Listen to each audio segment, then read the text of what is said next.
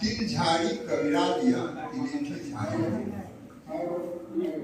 ई जब तो जहरे गया। साधु कबीर कहते हैं कि संसार में सभी जन्म लेते हैं, सभी लोग जन्म लेते हैं। ये 4 योनि हैं, सभी लोग जन्म लेते हैं। रोते रोते जन्म लेता है और शिकायत करते करते जीता है और पश्चाताप करते करते शरीर को छोड़ता है। सुख नहीं मिलता। सुख के लिए ही हम दुनिया के सारे कामों को करते हैं। शादी करते हैं, विवाह करते हैं, बच्चे को जन्म देते हैं। इन सब के पीछे एक ही मनोकामना रहता है कि हमें सुख मिले। लेकिन होता क्या है, लोग सुख तो चाहता है लेकिन दुखदाई कामों को नहीं छोड़ता। जब तक हम लोग दुखदाई कामों को नहीं छोड़ेंगे तो सुख कैसे मिलेगा? सुख तभी मिलेगा जब हम लोग अच्छा कर्म करेंगे। सुबह से शाम तक, सोते समय तक सोच विचार के भोजन करेंगे, कर्म करेंगे तो सुख मिलेगा। साहब कहते हैं ई जब तो चहरे गया। संसार में लोग जन्म लिया लेकिन जहरे गया। कोई सुख से नहीं जिया तो पूर्ण जी के चला गया। हया योग नाम हुआ। बड़े बड़े योगी, बड़े बड़े पंडित, बड़े बड़े महात्मा भगवान को खोजने निकला कि हमें भगवान मिलेगा। जंगल चला गया, पहाड़ पर चला गया, कुओं में चला गया। एक ये ऋषिकेश में एक महात्मा जो है जंगल में तपस्या कर रहा है। तो लोग जो जाते थे तो वहाँ पैसा कौड़ी सब दे देते थे और महात्मा पैसा कौड़ी बटोर के सब अपना जमा करके रखते जाता था। और एक समय ऐसा आया, 1 महीने के बाद क्रिमिनल लोगों को पता चला कि इस महात्मा के पास बहुत पैसा होगा। तो कुछ लोग वहाँ गया, कुछ मैंने ये चोरी डकैती करने वाला लोग, और रात में बाबा को क्या किया, उठा के लेके चला भी गया, सब पैसा वैसा भी ले लिया। और ऋषिकेश का वो तो गया योग करने। भाया योग ना हो, लोग ना योग कर पाता है और ना भोग पाता है। कोई काम लोगों को ठोस तरीके से करना चाहिए। जीवन मिला है तो इसको सुख से जीवे। कबीर कहते हैं तिल झाड़ी कबीरा लिया तिलेठी झाड़ी। साहब कहते हैं हमने तो जो खेत में तिल उपजा, हमने उस डंडे को झाड़ के अपने कपड़े में बांध के ले लिया दुनिया से। और जो डंडा बच गया अब लोग उसको पीट रहा, तो उसको क्या मिलेगा? उपजा और उसको झाड़ के ले लिया और डंडा छोड़ दिया। अब लोग डंडा को पीट रहा। कहाँ पीट रहा है? डंडा। काशी में, बैजनाथ में, बैजनाथ धाम में, ये मथुरा, प्रयाग, हरिद्वार में देखिएगा तो बिल्कुल माने क्या बताएंगे आप, अच्छा जीवन नहीं है। जो हरिद्वार जाता है एक का भी जीवन शांतमय नहीं है। बड़ी बड़ी महंत जो वहां बैठे हैं, देखे हैं, सब रोग से ग्रसित है। कबीर आश्रम वहां है, भगवान दास कबीर आश्रम। उसके बगल में एक सोहम आश्रम है और बगल में एक अनुभव आश्रम। वहां प्रतिदिन लोगों को, ये साधुओं को भंडारा वहां होता है प्रतिदिन, और दान दक्षिणा भी होता है।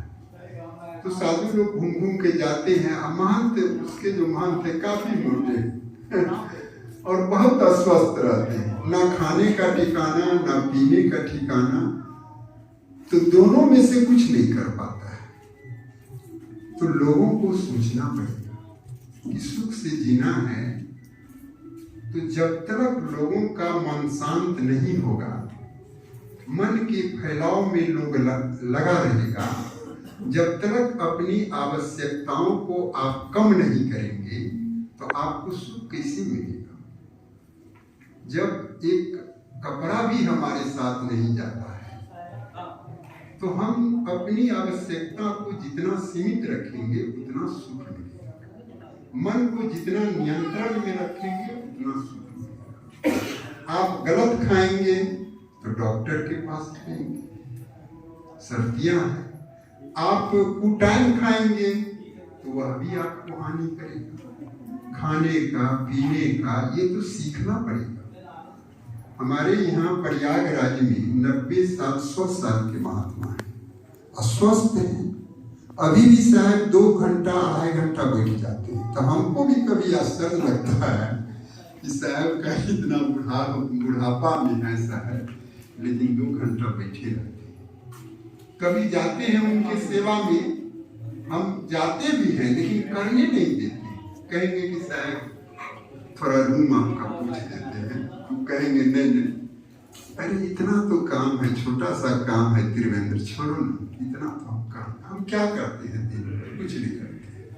बैठे बैठे थोड़ा पूछ लिए, थोड़ा सा ये सब कर लिए, अकेले रहते हैं। हम एक दिन सोने का भी प्रयास किए उस रूम में, गर्मी का समय था, उसमें कूलर लगा हुआ है, वैसे हम कूलर संत निवास में भी, हम सोचे जाते हैं साहब चौकी पर है, तब नीचे में चटाई पर सो जाएंगे। तो साहब कहते अरे उधर जगह नहीं है, हमको तो अकेले उधर तुम सो। माने अकेले रहने का अभ्यास, ये अभी जो है सुधार साहब हैं और संत हैं, तो ये तो सीखना पड़ेगा। संबंध बनता है और छूट जाता है, सब मिलेगा लेकिन सब छूट। लोग शादी विवाह करते हैं, एक लड़की लड़का से शादी करती है सुख के लिए, तो सुख से जीने का उसको सीखना चाहिए कि सुख से कैसे जिए, लेकिन हो नहीं पाता।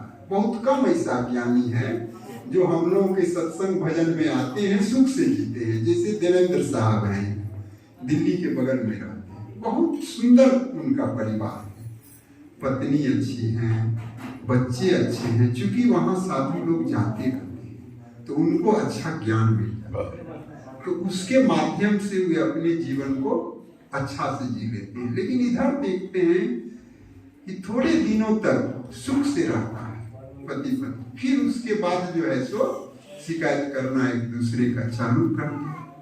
फिर अगर लव मैरिज वगैरह होता है तो फिर उसको जो है सो बुरा भी सोचना चालू कर देती है। कितने लड़के भी एक दूसरे का ये भी हो जाता है। ये सब क्या है? सदगुरु कहते हैं कि सुख से जियो। सुख से जो नहीं जिया तो उसको क्या मिलेगा? कुछ नहीं मिलेगा। और जहां कुछ नहीं है, जहां कुछ है ही नहीं, वहां लोग गिरगिरा रहे हैं। जहां कुछ नहीं है, आप उसके सामने गिरगिरा रहे हैं, तो आपको क्या मिलेगा? तनिक देर के लिए जो आपका मन थोड़ा शांत हो जाए, लेकिन सुख नहीं मिलेगा। जहां कुछ नहीं, लोग कहता है कि वहां भगवान है, मंदिर में भगवान है, मस्जिद में भगवान है, तो भगवान कैसे है? वहां सारा संसार में झगड़ा लगा हुआ है। जो भगवान मिलेगा, अल्लाह मिलेगा, ईश्वर मिलेगा, कोई पूरब में खोजता है, कोई पश्चिम में खोजता है, और दोनों आपस में लड़ता भी है। कबीर कहते हैं पूरब दिशा हरि को वासा, पश्चिम मलह मुकामा, दिल माँ खोजो दिल्ली माँ खोजो, ये करी माना। मनुष्य सब एक है, लेकिन कोई पूरब खोजता है और कोई पश्चिम खोजता है, आए दिन दोनों लड़ता भी है, एक दूसरे का गर्दन भी काटता है। तो अल्लाह ईश्वर को क्या जाना, ये दोनों दिल मां खोजो दिल ही मां खोजो। साहब कहते इस दिल मां खोजो। ईश्वर अल्लाह तो इस दिल में निवास करते हैं। जब तक तुम्हारा दिल पवित्र नहीं होगा, साफ सुथरा नहीं होगा, तुम्हें ईश्वर अल्लाह नहीं मिलेगा। और हिंदू मुसलमान ये जो बनाया है सांप्रदायिक या जात पात, पूरा झूठा। आज से 10,000 वर्ष पूर्व बड़े बड़े ऋषि का पैदा हुआ, जंगल था, लोग कम थे, शादी विवाह की भी प्रथा नहीं थी, जंगल में लोग रहते थे। ऐसे बहुत ऋषि मुनि हुए जो उनके पिता का माने ये ठिकाना नहीं है। बच्चे पूछा कि स्कूल हम जब वो गया तो मेरे पिता का, तुम्हारे पिता का क्या नाम है? माँ से पूछने गई तो वो बोल दी कि हमको तुम जवानी अवस्था में प्राप्त हुआ था बेटा, हम तुम्हारे पिता को नहीं जानते। तो ऐसा झूठ था। लेकिन बीच में जो ये जब हजरत मोहम्मद साहब के जन्म हुए, ये 500 कुछ ईस्वी में, 530 या 26 में, तब इन्होंने इस्लाम धर्म का स्थापना की। तो ये तब से जो है मुसलमान लोग हैं यहाँ देखने को मिलता है। ये धर्म बना। अब है कि माँ के पेट में सभी थे, हिंदू मुसलमान सभी थे। तो कौन जात पात के थे? कोई जात पात नहीं था। अब वह बाहर आया तो किसी को जो है सो माने जनेऊ पहना दिया, किसी को जो है सो माने ब्राह्मण बन गया, कोई किसी को शूद्र बना दिया, कोई मुसलमान बन गया सुन्नत करा के। शायद कहते हैं पेट न काहू वेद पढ़ाया, सुन्नत कराए ध्रुव नहीं आया, नारी मोचित गर्भ प्रसूति, स्वांग धरे बहुते कर्म तैया हम तुम एके लहू, एके प्राण व्यापे मौन, एके जनी जना संसार, कौन ज्ञान से भयो निनारा। शायद कहते हैं कि तुम जो ये जात पात के झगड़ा में लड़ रहे हो, धर्म संप्रदाय के झगड़ा में लड़ रहे हो, तैया हम तुम एके लहू। जब माँ के पेट में थे तो एक ही प्रकार का खून, रक्त सब तुम्हारे हमारे शरीर में था। तो हिंदू मुसलमान कहां से आया? पूरा का पूरा झूठा है। ये दोनों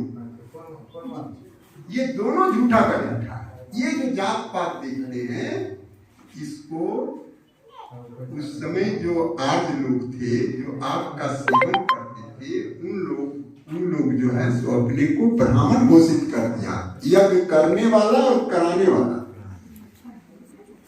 और उसने जात पात को बनाया, शास्त्रों में ये सब लिखा, छुआछूत की भावना लाया, पुराणों में, शास्त्रों में, इस सभी किताबों में भर दिया लाके। लोग वह कह भी दिया ये किताब हम नहीं लिखे हैं, ये किताब लिखा है, ये अल्लाह लिखा है, ये किताब भगवान लिखा है, इसीलिए ये जात पात सत्य है। साहब कहते हैं ब्रह्म बड़ा की जहां से वेद बड़ा की जिंदगी। ब्रह्म बड़ा है कि ब्रह्म को मानने वाला बड़ा है? कौन बड़ा है? वहां आप मंदिर है, अब वहां आप देवता को रख दीजिए मंदिर में, आप न रखते हैं, आप न उसको बनाते हैं, तो आप कह रहे हैं कि वह बड़ा है। कोई भी आदमी अगर मंदिर मस्जिद नहीं जाए तो कौन उसको पूछेगा? आदमी जाता है तब उसका महत्व बढ़ता है। तो बड़ा कौन है? वह बड़ा है कि आदमी बड़ा है? आदमी बड़ा है, वह बड़ा नहीं है। जिसको आप मानते हैं, हाँ, अज्ञानता बस उसके सामने आप गिरगिराते हैं, मिट्टी पत्थर का झट्टा बना के आप अज्ञानता बस उसके सामने गिरगिराते हैं, लेकिन है उसमें कुछ नहीं। जब आपको सच्चा ज्ञान मिलेगा, उसमें क्या है? मिट्टी का बनता है, मिट्टी में ना जान है ना प्राण है। कोई लोग तोड़ देता है तो क्या कर लेता है? मंदिर को, या कई घटना बंगाल में हम लोग पढ़ते हैं पेपर में, ये आज से 10-12 महीना पहले भी पेपर में न्यूज में सुने थे कि कहाँ ने दुर्गा पूजा हो रहा था, कुछ लोग उसको तोड़ फोड़ के लोगों को पीटा भी कहाँ बंगाल में, और ये भी किया। तो वो फिर बचाने क्यों नहीं आई? सर्वशक्तिमान है, कहते हैं कि भगवान सर्वशक्तिमान है। तो सर्वशक्तिमान है तो ऐसे मुंह से बोलते रहोगे सर्वशक्तिमान है, और भी नीचे में जो है सो एक दूसरे का गर्दन भी काटोगे। सर्वशक्तिमान है तो आओ, ऊपर में तुम क्या करते हो? ऊपर में कहता है स्वर्ग है, अब ऊपर के नाम पर करोड़ का करोड़ ठग रहा है। कबीर मार्ग में भी चौका आरती, अभी हम गए थे मध्य प्रदेश, 1.5 महीना 1.25 महीना हो रहा है। सागौर में बहुत बड़ा कबीर आश्रम, राम जीवन साहब आए थे हमारे यहाँ प्रयागराज। 5-6 किलो घी, 26 को दिया जला के उसमें ऐसे ढालता था। ये घी जो होता है शुद्ध घी, तो हम देख लिए, लेकिन उनके शिष्य को हमने कहा कि हम लोग तो खंडन करते हैं कि घी आग में मत जलाओ, आप ही लोग जला रहे हैं, तो ये कैसे हुआ? कबीर का मूर्ति भी रखते हैं पत्थर का बना के, और दीवार पर लिखा हुआ था एक जगह कि पत्थर पूजे हरि मिले उसी आश्रम में, तो मैं पूजू पहाड़, जो तोके चक्की भला पीस खाए संसार। तो हमने कहा ब्रह्मचारी को, वह तो सही सही लिखा हुआ है दीवार, कहने तो बिल्कुल सही है। तो हमने कहा कि कहीं अगर आप पत्थर रख के उसको पूज रहे हैं, ये तो सही नहीं है। साधुओं के लिए, कबीर मार्ग के लिए तो हंसने ऐसा है, कुछ मूर्ति रख देते हैं ना तो कुछ हो भी जाता है। पैसा कौड़ी भी लोग आते हैं तो 10-20 करके कुछ जमा, 1000 रुपया देखे हम वहाँ पर डे हो जाता। मैंने एक फोटो के सामने भी कबीर साहब का रख दिए, फूल माला पहना दिए, तो कोई लोग आया तो बंदगी भी किया उसको, और 50 माने 1000 रुपया तो जरूर होता था उसमें। तो ये जो अंधविश्वास है, कबीर मार्ग में भी अंधविश्वास है। हम पत्थर की आलोचना करते हैं, हम खुद पत्थर पर अगरबत्ती दिखाएंगे, ये कहाँ तक सत्य होगा? सत्य होगा? हम जान रहे हैं कि वह पत्थर है, उसमें जान नहीं है, प्राण नहीं है, वो हमको कुछ नहीं कर सकता। इससे अरे बहुत सारे कवि पंथ को करेगा, वैसा आपका कर्म सही होना चाहिए, आत्मबल होना चाहिए। जब आप पाप नहीं करेंगे तो पुण्य का क्या जरूरी है? गंगा में नहाने से पाप कटेगा, राम और कृष्ण का भी पाप नहीं कटा। दशरथ जी का पाप कट गया। दशरथ जी के पास 3 पत्नी थी, और केकई जो थी वह छोटी पत्नी थी, वह पंजाब की रहने वाली थी। और वह जो थी सो जब दशरथ जी शादी करने गए, वहां जब बातचीत होने लगी तो केकई के पिता ने कहा कि इससे जो पुत्र पैदा लेगा अयोध्या के गद्दी पर वही बैठेगा, पहला शर्त इसको मानना पड़ेगा। तो दशरथ जी ने उसको स्वीकार कर लिया कि ठीक है, इससे जो पुत्र होगा वही अयोध्या की गद्दी पर बैठेगा। क्योंकि शादी करनी थी, यंग होंगे उस समय, तो वादा तो कर लिए, लेकिन जब गद्दी देने की बात आई अयोध्या में, जब तो दशरथ जी सोचे कि मेरा बड़ा लड़का राम है, उसको गद्दी देना चाहिए। तो शाम में घोषणा भी हुआ कि राम जो है सो गद्दी पर बैठेंगे, रामचंद्र जी गद्दी पर बैठेंगे।